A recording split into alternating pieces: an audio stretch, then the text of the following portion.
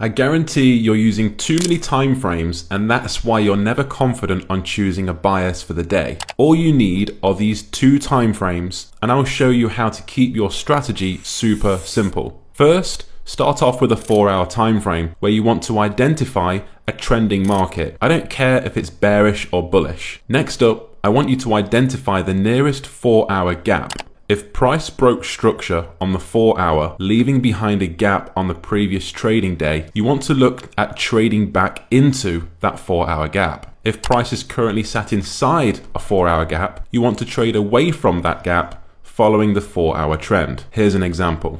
Here we're trading the ES, which is printing higher highs and higher lows. So it's a market we want to trade. And on the 4-hour time frame, we want to wait for price to impulse and break a level of structure.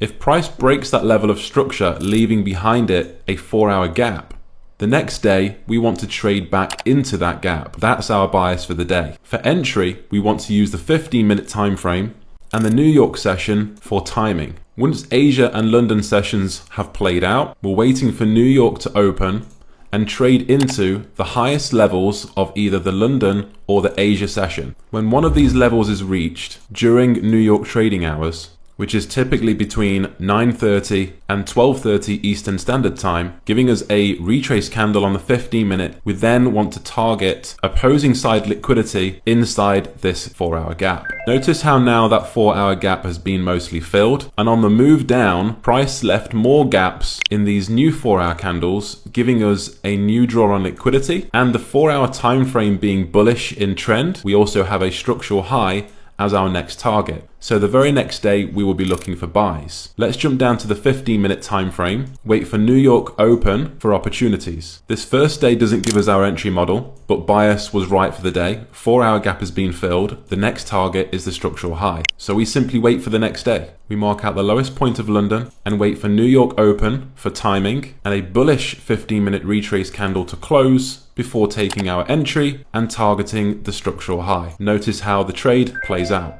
If you want full access to a trading course with over 2 hours of pre-recorded content for just $47, DM me the word launch and I'll send it to you right away.